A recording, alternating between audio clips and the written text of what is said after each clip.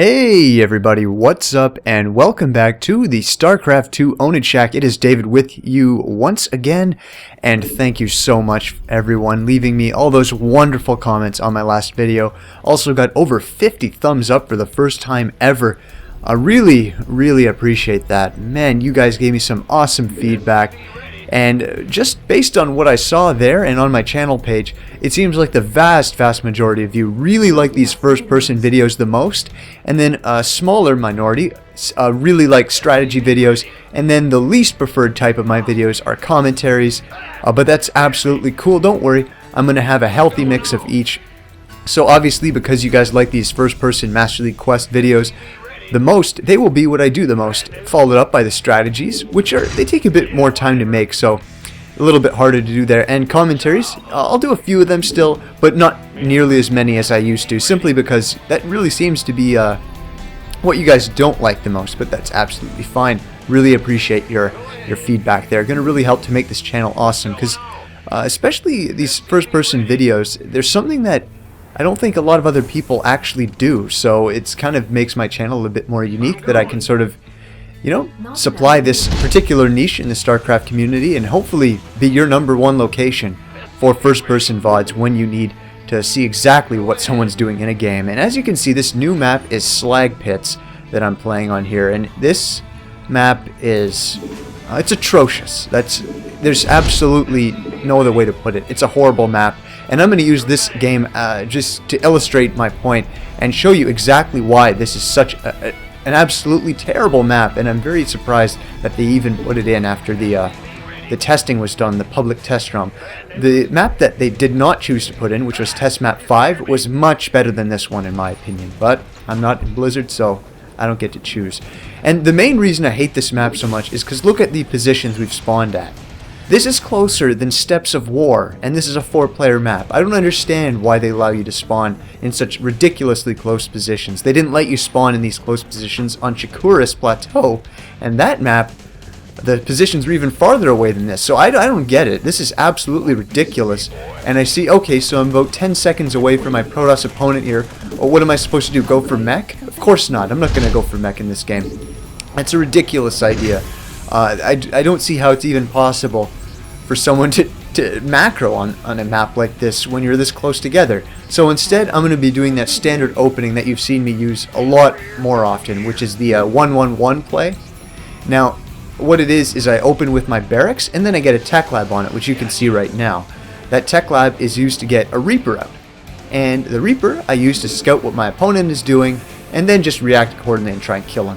And on this map, it's going to be even more important because it's almost impossible to expand. So, yeah, that's pretty much going to be my strategy here. There goes the factory coming down after I get 100 gas.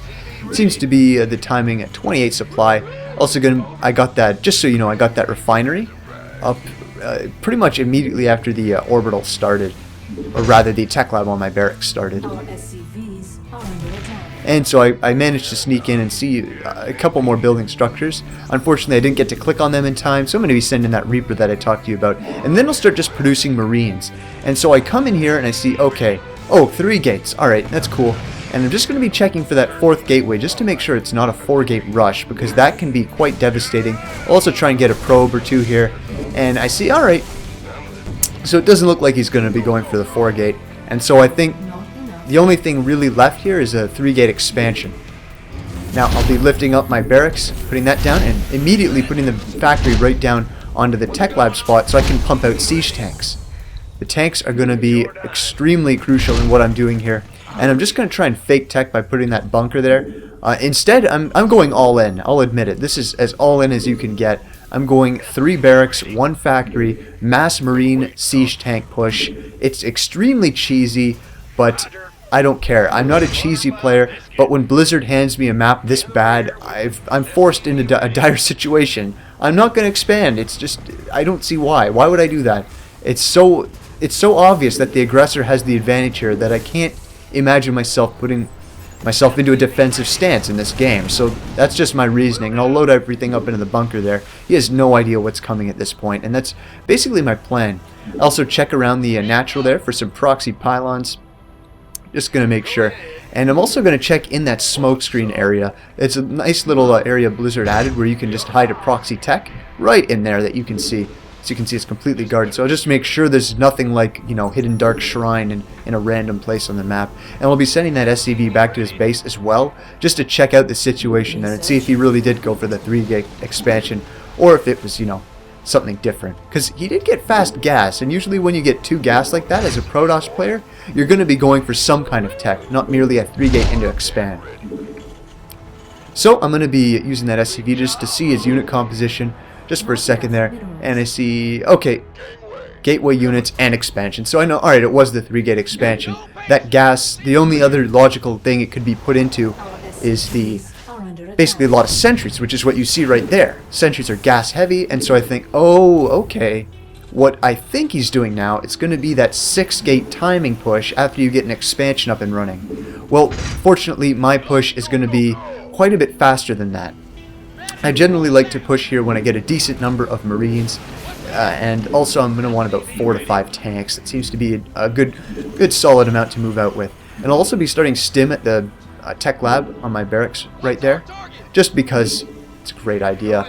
That stim will help my Marines really, really much against the stalkers especially. I'm also getting a reactor on one of my barracks, and that's just simply so I can start pumping even more Marines. I'm also sending a couple of SCVs with that push right now, which you can see on the minimap, just to build some bunkers. So I'll siege up my tanks, and I've got them in a good position there, and he's going to be forced to retreat. He's got so many sentries, and that's really not what you want versus what I have here. So the bunkers will start to be put up, and at this point, as a Protoss player, what you're going to want to do is just try and break out as hard as you can. If you can catch them on siege, that's always good, but if the player is a good player, then they're going to try and only unsiege 1 or 2 tanks at a time, and that can be a sticky situation to deal with. I'm also going to be putting an SCV down there to get an expansion now, and no, it's not because I want a macro, it's just on the off chance that this push somehow, by some miracle, doesn't work. I'll have that extra base to fall back on. I'm also putting up turrets here just in case he goes for Dark Templar. You don't want to lose because of that. So now you can see, got a couple of bunkers up. The tanks are in range of his Nexus, so that's going to be going down in it. You know, a very reasonable amount of time here. And the expansion I'll just be saving up a bit, and there it goes. Just, you know, just a little trust fund for me, just in case that doesn't work out. But as you can see, he's going to have to do some serious work to get past these tanks. I've got 4 of them now in position. And I just laid down a scan there to see what he has, and it looks like he's going very sentry heavy. Those sentries, of course, left over from before, and that is very unfortunate for him. Just a little tip for you guys, if you face a strategy like this on this map, which you shouldn't because this should be on your block list after you've watched this video, but if it isn't, then what you want to do is rush Colossi because they will rip through those Marines, and you should also get a bunch of Zealots with your extra minerals because they'll easily shred through the tanks. That's basically how you can defend this kind of thing. So I'm just going to be sieging up a little bit more close here, and also put down a barracks. That's actually to get vision of his high ground. Turns out it doesn't matter because he runs down with everything at this point. A massive amount of force fields, as you can see, but with everything in the bunkers it doesn't matter, and the tanks pretty much take care of his whole army. He thought that was kind of amusing, and well, at least he was a good sport about it. He's a lot better sport than I would have been about something like this. It's honestly not even my fault, it's this map. It's so bad, as you can see. So I hope that you enjoyed this Masters League Quest episode. It was a win, it was a cheesy win, but you know, you have to cheese sometimes, especially when Blizzard hands you a map like that.